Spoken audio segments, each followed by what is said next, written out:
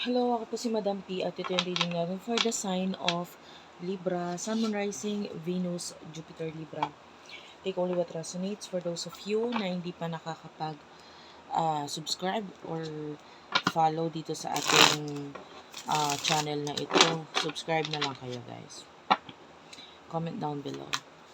Ma-appreciate ko lahat ng likes, comments, and share. Yung Facebook page namin, guys, Madam P, dyan nyo ako pwedeng i-follow. May mga sinishare din akong video dyan. You might want to check it out. Yan na sa amin TikTok. Unipre. Okay, main energy, the High Priestess, Page of Coins. Well, nakikita natin you are a very spiritual na person. Yung iba sa inyo pwedeng nagkakaroon ka na ng pagpapractice na may kinalaman sa spirituality. It could be you're also a tarot reader or kung hindi man, it could be ina-apply mo kung ano man yung mga na nakikita mo or nararamdaman anything na may kinalaman sa spiritual. Yung iba, it could be yung mga naririnig mo dito sa mga videos, sa mga sinasabi ko sa inyo, etc. So, thank you very much kung ikaw yun. Kasi nag-guide ka. Yan yung energy mo. Ikaw ay nag-guide ng maayos. And kung hindi man ibang mga spiritual na tao or spiritual person na nag-guide sa'yo, it could be yourself. So, alin man doon. Pero nakikita natin yung connection mo or yung pagka-level up mo pagdating sa usaping spiritual. The Page of Coins is here. So, mautak ka financially yung iba sa inyo, madiskarte, magaling mag-isip ng mga kung ano-ano na may kinalaman sa pagkakitaan or pera. And the Ten of Swords is here.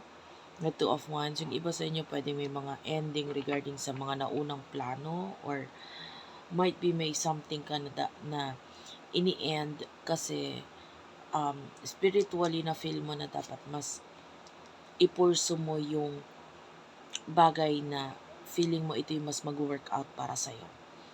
So, yung iba sa inyo, pwede may mga plano ka na pwedeng hindi matuloy or hindi natutuloy dahil nga naramdaman mo rin yung feeling na ay oo nga, parang mas okay yata na wag mo nang ituloy or hindi mo na gawin itong plano na ito. Person na kakonect mo, sino to?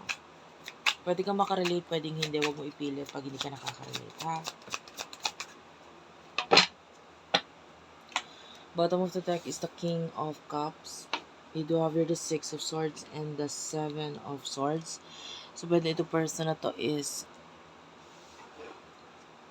past person yung nakukuha natin. Parang nagmo-move on na siya in the Seven of Swords and umiiwas or lumalayo itong person na to sa'yo.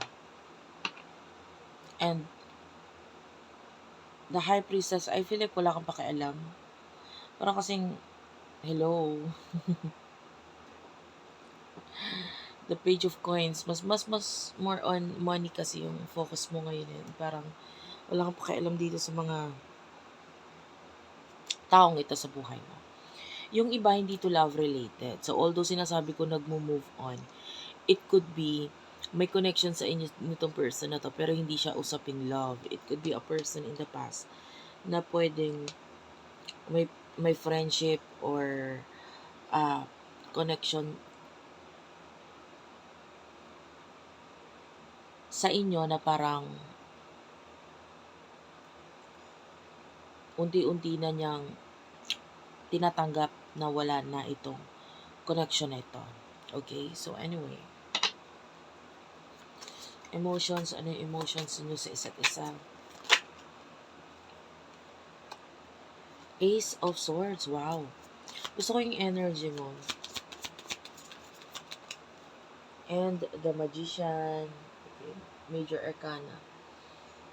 O, dalawang Major Arcana na yung lumabas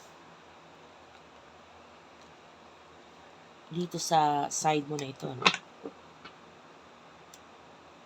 Well, I feel like ito sa energy mo, tinatry mong kontrolin lahat. Pati yung kilos mo or kung paano mo ipepresent yung sarili mo sa iba. And The way I see this, nakakita tayo dito ng paghanga at atensyon na nakukuha mo sa ibang tao. Napapansin ka nila ngayon, nakikita nila yung mga ginagawa mo, na-appreciate nila yung mga bagay na ginagawa mo. And they love it. The Ace of Swords, I feel like marami kang iniisip ngayon. Yung iba sa inyo pwede may mga anxiety or what. And pero tinatry mo pa rin yung best mo na maging masaya. Although nakakapagod, 'di ba? Na pilitin yung sarili mo sa mga bagay na parang mahirap ng gawin sa ngayon. Pero pinupush mo pa rin kasi ito yung nakakapagpasaya sa'yo. Yung iba maybe may kinalaman yun sa schedule mo or maybe medyo, how would I say this? Yeah, yung iba kasi mahirap isingit yung mga bagay na nakakapagpasaya sa'yo around this time. Pero pinipilit mo kasi nga para i-heal yung sarili mo regarding dun sa mga nabanggit ko. Like, lalo na kung may anxiety ka or pag-aalala na nararamdaman ngayon.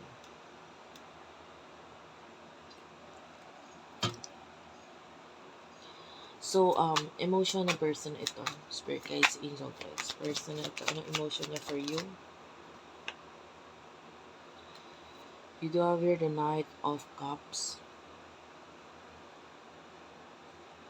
Knight of Cups. The King of Wands, Aries, Leo, Sagittarius, Cancer, Scorpio, Pisces. Bottom of the deck is the Knight of Wands. Nine of Coins, sorry. Well, I'm seeing a person na medyo masakit siya magsalita. Or minsan ka na nasaktan sa mga sinabi niya. But I feel like itong person na to, hindi yun yung totoo. Like, masakit siya magsalita, pero hindi yun yung totoo regarding sa kung ano yung emotions niya. Or kung ano man yung nasaktan ka sa sinabi niya. Pwedeng, iba ito sa kung ano talaga yung nararamdaman niya towards you.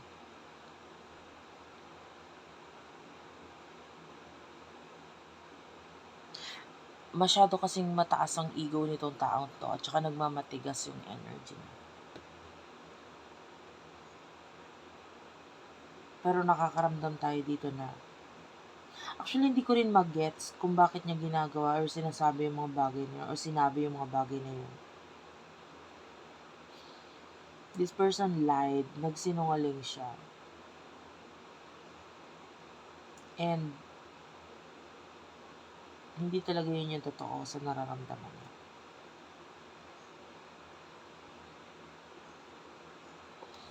Okay, so what will happen in the near future for you? In the near future, you do have the King of Coins. Okay, the King of Coins is here. Followed by the Hermit.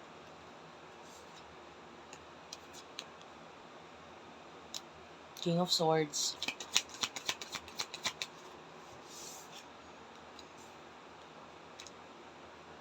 Queen of Cups. You do have here the Knight of Swords. The Tower. Mapapansin mo yung yung sa last row is more on matataas na na it's king and queen, 'di ba? And lahat ng except for the wands, but sorry, nandito pa rin yung wands. The King of Wands is also here, nagpakita sa second row. Okay, so lahat ng element is nandito. We do have the earth, fire, water, and the air.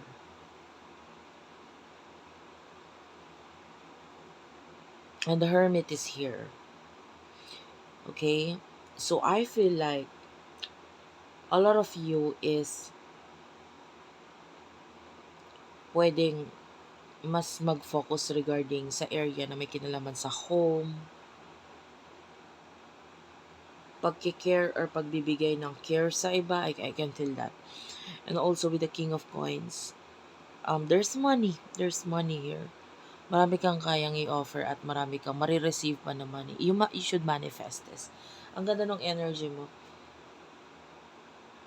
And the Knight of Swords, I feel like may mga ipupush or igogo ka. Like this is a go signal na gagawin mo.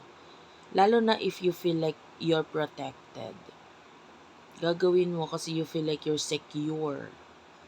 Gagawin mo kasi okay lang gawin to dahil like yung iba lalo na usaping pera, no?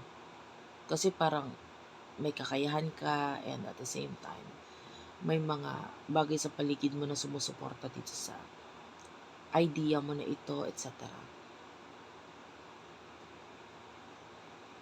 Pwede may kinalaman sa home. Yung iba kasi sideline, nakakarinig tayo ng ganun. The King of Swords and the Queen of Cups.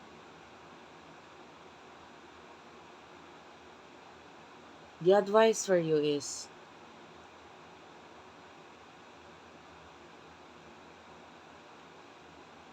kung kausap mo tong person na to, ano yung tingin mong magiging advice or decision niya regarding sa iyo or sa nangyayari sa iyo. Like yung iba sa inyo pwedeng meron ka mga gustong gawin pero hindi mo alam kung ano yung message, ano yung dapat gawin dito.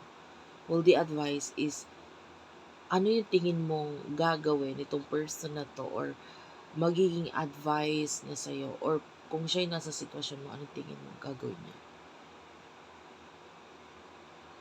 Yun. And so that's the answer. Sa katanungan mo or sa bumabagabag sa'yo.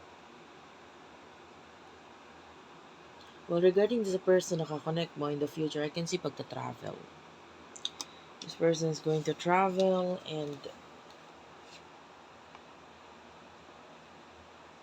the Tower at the bottom of the deck, nagpapakita ito na may mga mag-e-end sa kanya kaya siya magta-travel.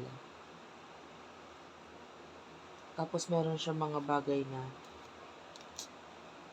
sisimulan or kung ano yung mga ideas niya, parang magte-take siya ng actions regarding dito sa bagay na ito. Okay, anyway, thank you for watching. I love you all guys. Please do like and subscribe. And maraming salamat po sa mga patuloy na sumusuporta sa akin. Ingat po kayo palagi and bye-bye.